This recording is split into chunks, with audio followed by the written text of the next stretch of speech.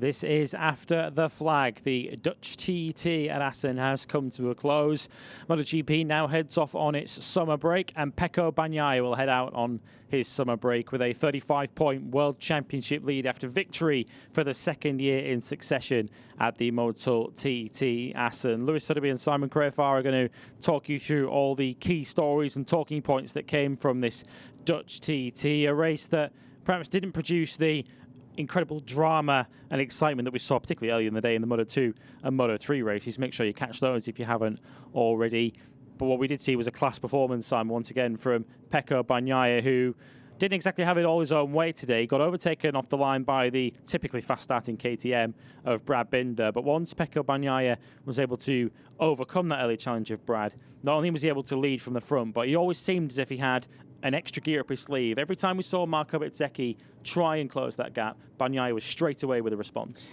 I saw that class, and I've said it before, at Sachsenring of Pecco on Sunday at Sachsenring. He didn't win the race, but I was like really impressed. And he started this weekend off. It was a rough weekend, you know. He was throwing his toys out of the pram. The bike wasn't handling. He was getting angry. The team worked. They made some steps. He couldn't beat Bezzecchi yesterday, and I watched him warm up, and he had Bezzecchi's settings on his bike. So one of his best mates went, okay, I'll try. He ran it all warm up. He ran it in the race and beat Bezzecchi with it. What I'm getting at is Pecco, he's really impressed me recently. I've said it a few times that him and the team work together. He stays on the bike now. He manages tyres so well, but when it comes Sunday race time, when the big points are there, he's ready. And I can't say enough. He's super impressive.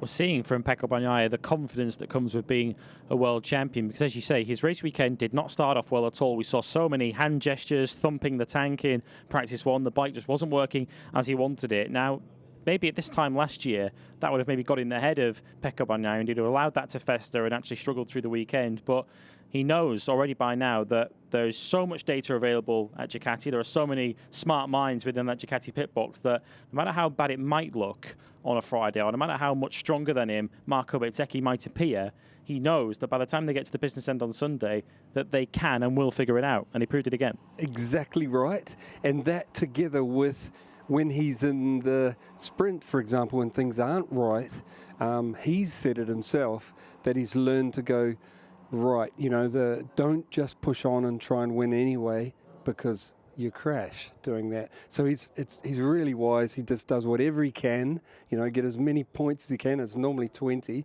know, or close to. Great for the championship. And then they work overnight with that info from the sprint and come out on Sunday.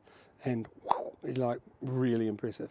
How will Marco Bezzecchi feel about this second place? He did say yesterday, didn't he, that he felt that perhaps when they go for full race distance on that medium rear tyre, that maybe Pecco Bagnaia has a little bit extra for him over that distance. That's kind of how it proved, although there wasn't much to choose between them. But from such a strong weekend, in the end, second place is not a bad result, but he will surely come into today after the way he won the sprint yesterday thinking, I've got a real opportunity here to make further ground, but perhaps there's still a little bit of a way to go for Bezzecchi to get on that level that Bagnaia's on. As a easy way to summarise, I think Bez's second is, first of all, I think Pecco, like I said, made that progress with bike setup, and so he was stronger than he was today, even though the lap times don't show it because of the race distance and the heat. But there was that, Pecco making a step forward, but also Bez getting roughed up in the beginning, losing some ground and not being able to come back, you know. I think the mixture of those two things, but I think Bez can be very proud. He's a lot less experienced in this class, and like I've been saying all weekend,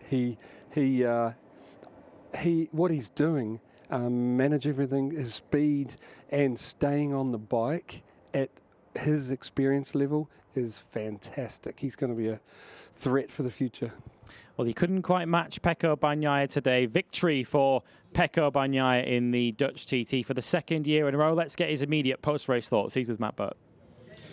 Yeah, the world champion Pecco Bagnaia, the first MotoGP rider since his manager and mentor Valentino Rossi to win back-to-back Grand Prix here in Assen. Valentino did it in 2004 and 2005. Great celebrations with the fans after the race, Pecco. G. Delinia said in Parc Ferme, you were perfect today. Did it feel like it was the perfect race for you? Was tough, was really difficult. Condition today with 51 degrees on the asphalt was quite critical for the tires, but we managed to be constant with the tire lap times. At the start I was quite scared that I was too slow, but then I saw that all was the same more or less for everybody. So I just tried to manage the gap. I just tried to build the gap I had in the last part of the race because when I saw that Betz have overtaken Brad, I just said to myself, okay, now I have to push because he will be pushing. So I remained with 1 second, 1.2, 1.1, and and that's it. But was quite critical. You know, Binder had the soft rear tyre and he was going to be fast at the start. I mean, the KTM's launch off the line is incredible. I mean, he got through on you, Marco, and Luca. You made a move very quickly. You got through on lap 3. Marco, it took him to a lap 17. Was that crucial that you had to get through as quick as you could on Brad and then try and make that gap? Absolutely. I said to myself, I have to overtake him as soon as possible because then the front pressure would be too much high, the front temperature the same. So when I overtook him, I just take more laps to understand. I didn't want to open a gap as soon. I just tried to drop the pace lap by lap, and finally when and I saw that when I was already with 9/10, Betz was overtook Brad. So happy with everything for sure. I don't know how I started Betz, but my start was quite well, and I was able to be close to Brad soon. So maybe this have helped me to be more in front. What were you thinking when you saw on your pit board that Marco had got into second place, because you know how strong he's been all weekend? Was it comfortable to manage the gap, or were you at times worried that he could close you down? I had to risk it a bit, but it's normal. When you want to win, you have to risk sometimes. And first lap, you overtook Brad, close 3/10 the gap on me. So I said, okay, I had to push a lot again. I risked on the right corners because the front was moving a lot and the rear was shattered a lot. So it was quite difficult to find a way to push, but we managed to remaining on from 0.9 to 1.3, and the last lap, I take a breath that was 0.8 behind. So I was sure that he didn't wanted to risk too much to close 8:10. So after a tough Friday, Pecco, to be second in the sprint and win today, you've had 4 Grand Prix podiums here now. They've all been victories. We know how much you love Assen, special to celebrate in front of 105,000 fans today. We've seen some social media messages from Valentino. He's very happy with your work today as well, and Marco too, of course. But you've actually doubled your lead in the World Championship. Coming here into Assen, you were 16 points clear, 35 clear now, so you can enjoy a very relaxing 5-week summer break, can't you? For sure, it will be important to relax, to take a break, but then to work, because the last 3 races in a row was quite tough in terms of physical. Also because I didn't train well for the ankle, so I will be working to be at 100% again on my body, and then to push a lot on the gym, also to prepare the second part. That will be more demanding for sure, because we will have many races in a row. Not just here in Assen again, Pecco. You prove you're the man to beat in MotoGP, full stop. Another great job for you today, Pecco. Enjoy your summer holidays. Thank you very much.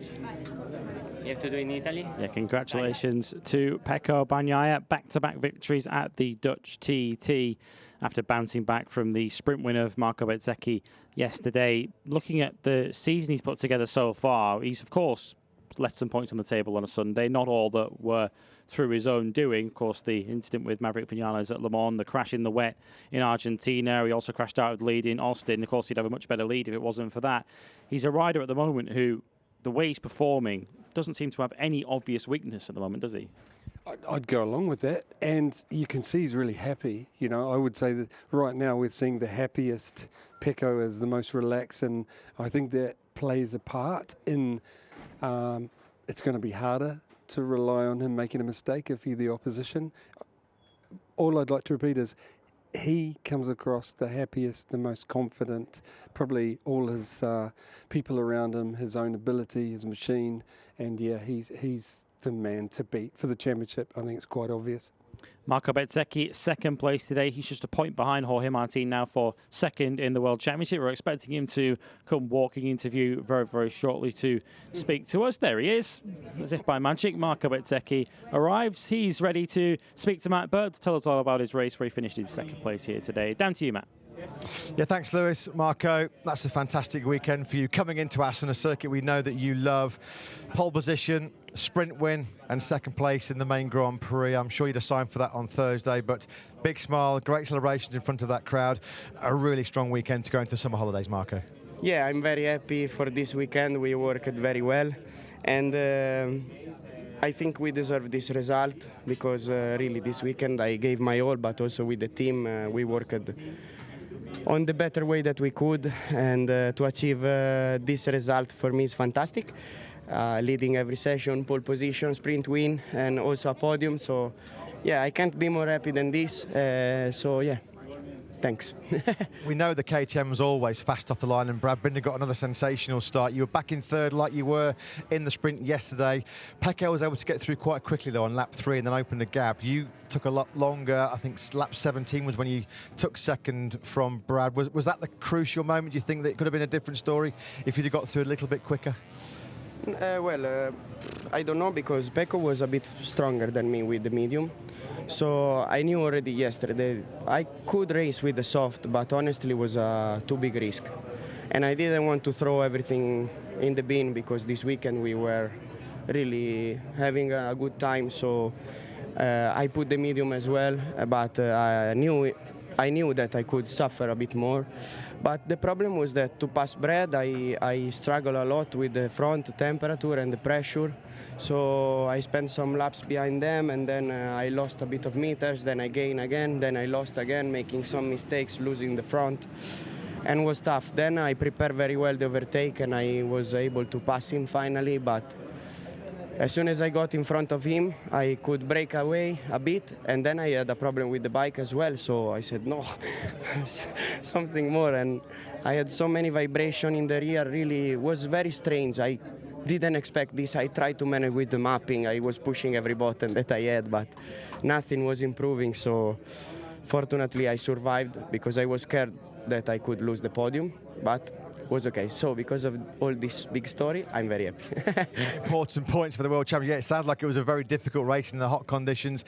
Very important points collected this weekend for the championship as well, Marco. So satisfying, as we said, to go into the summer break on a good run. Yeah, I'm very satisfied. First of all, because you make a good result on the race before the summer break, and you can be relaxed a little bit. So I want to go home, relax a bit, but then also come back to work because we need to find another step. It's always like this.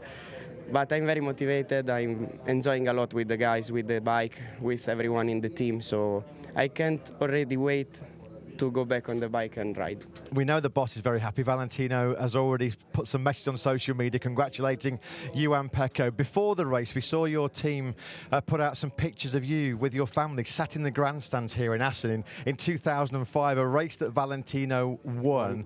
How does it feel to be back here yourself on the podium, winning the sprint in front of this amazing Dutch crowd? It must be so cool, Marco. Yeah. You know, in this track I really have good memories, apart from the result of last year. Also, when I was very young, my mom and my dad, they were coming here and bring us to see the races with my sister. And for me, it was fantastic. I really remember that the stands were without any barriers, so you could be really close to the track. It was fantastic.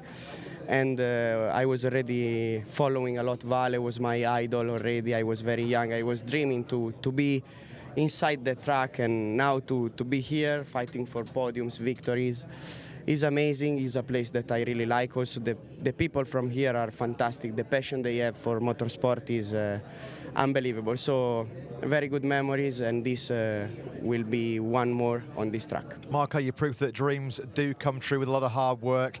Fantastic job. You love Assen. Assen certainly loves you. Great reception from the crowd. Enjoy your summer holidays. Well done, Marco. Thank you very much. Ciao a tutti. How can you not just love Marco Bezzecchi? You've got to have a heart of stone not to love him. He is a superstar in the making, isn't he, in MotoGP? He likes to sort of play the joker sometimes in his interviews. He's so entertaining to watch, just talk, let alone on the bike. But behind that is a real maturity with Marco Bezzecchi. As you were whispering to me there as we were hearing from it is very easy to forget given how good a season he's had. He is just a year and a half into life as a MotoGP rider, and he's already one of the elite at the moment. Yep, it's exactly what we were talking about off when we were watching him. It's his second year in MotoGP, you know, and I'm so glad he told us that long story of everything was happening. The chatter and hit the buttons and overheating front tyre temperature, trying to get past Jack and Brad on the KTM, and that's why it's so impressive. He's managing all that, and a lot of people fell off doing that today. All those same struggles, you know, and he didn't. So it's really impressive.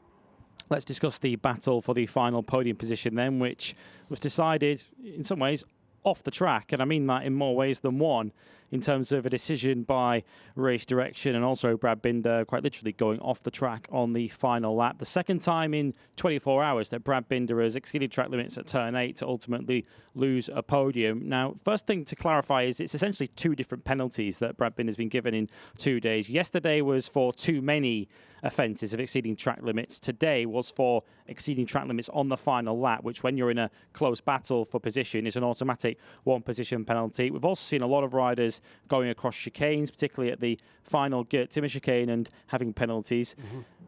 In terms of, first of all, the penalty that Brad got, it looked relatively clear-cut. And why is that kind of penalty in place? First of all, the penalty for taking a shortcut, but also for going on the green on the final lap, because some would argue, playing devil's advocate, that he didn't really gain a lasting advantage over Aleix Espargaro and Jorge Martin. He still finished in third place, but didn't necessarily gain too much.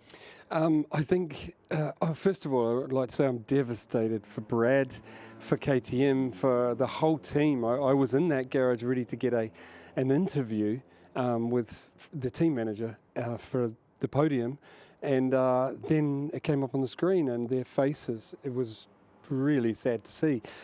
The reason for having a penalty in general, for a time penalty for going on the green is, in my day, the green was grass or gravel, you know, and if you basically they don't want to go back to grass or gravel because have massive crashes or you're out of the race, you know. So they have concrete, it's painted green, but you have to lose some time if you use it, because if it was gravel, for example, the chicane, perfect example to explain it, Aki Ayo, I got an interview with him after the Moto2 race, Pedro Acosta, and he said, Pedro just lost the front, you know, he could not avoid cutting it. Why penalise him, you know? And I went, Aki, it's because if it was gravel, he would have lost that 3 seconds. That's why, you know, and we don't want to put it back to gravel. And then he went, oh yeah, it's so clicked. I think if you think of it like that, it's safer now, but if it was gravel, you'd lose some time. So you've got to lose some time, you know. About the last lap, touching the green, everyone knows it because you can widen corners to get an angle to attack. And if you normally touch that green, you would lose time. You know what I'm saying? You would lose drive because you're on the grass or lose time because you're on the gravel. So that's why you can't touch it, especially on the last lap. Well, the rider who benefited from that penalty on the last lap for Brad Binder was Aleix Espargaro, a first podium of 2023 for the Aprilia man. He gave his reaction to Matt. Aleix Espargaro, congratulations, Aleix. That was a real tough, long race here in Assen.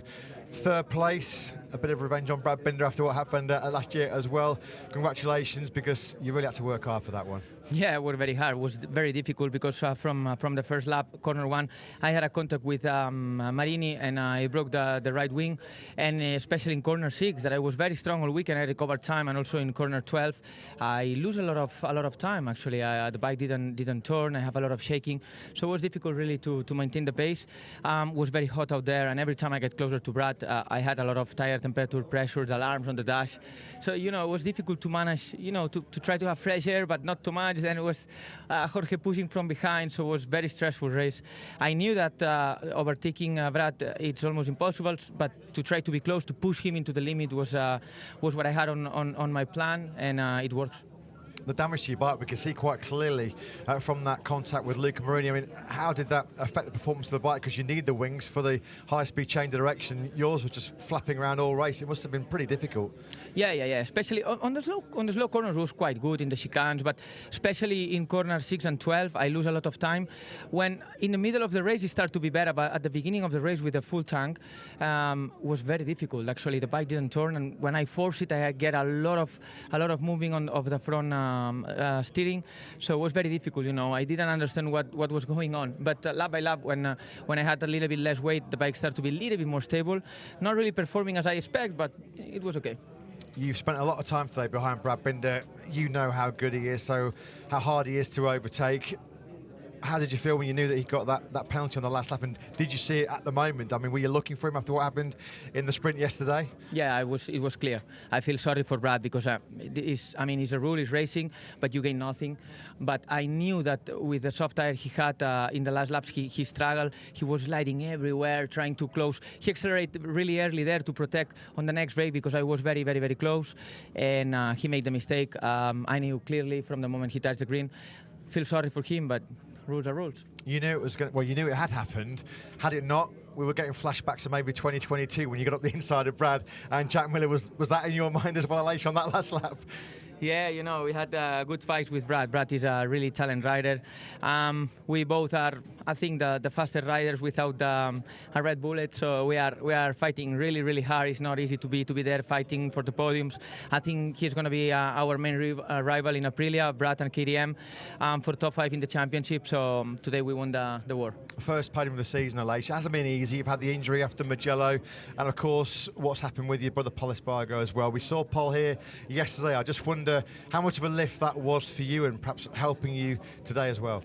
Yeah, actually Paul didn't want to come. He said, no, I cannot, it will be super hard for me. But the last 2 weeks I insist a lot. I say you have to come, you have to talk to the press, you have to prove to the world that you are okay, you improve so much, you are not racing, but you are okay physically. Everybody will be very happy to see you. And in the very last moment he said, okay, I'm coming. And I was very happy for him and for Carlota as well, because I know how they struggled during these 2 months. And when he came yesterday into the grid to kiss me before the race, it was, super emotional. I'm very happy for Paul. A great weekend for the Espargaro family. We hope to see both of you racing together in Silverstone. Fantastic job, Aleix. Well done. Thank you. Yeah, he did all that despite damage to the Aprilia sustained on the first lap. Very quickly, because the riders are ready for the press conference. How good was he today? Impressed again, because too often you go into a race and don't consider Aleix being there. And it's not fair, because he repeatedly proves that he has that speed. He was amazing here last year, so I suspected it's a good circuit for Aprilia. Maverick was flying as well. I think here and Silverstone and Phillip Island, we're going to see the Aprilias be that strong, and I don't think they achieved everything that they could today because of start positions, and having to come through. If they were on the front row or second row, they would have been proper in the fight from the start, and I think they will be if they can sort qualifying out on those other tracks that I said. Wasn't Maverick Vinales' day today. He crashed out early on after setting the fastest laps of the race. As far as Honda are concerned, Marc Marquez didn't start this Grand Prix. He was declared unfit earlier on. Taka Nakagami, though, did get a fine 8th place for LCR earlier on today. It's after a long lap penalty as well. After a long lap penalty Impressive as well. Disappointment for Yamaha. Fabio Quartararo crashing out earlier on. But we now head to the summer break. Next up, it is the British Grand Prix at Silverstone. That is on the first weekend of August. We hope you all enjoy your summer break. If you're watching live, the press conference is next. If not, we'll see you at Silverstone in August. Thanks for watching.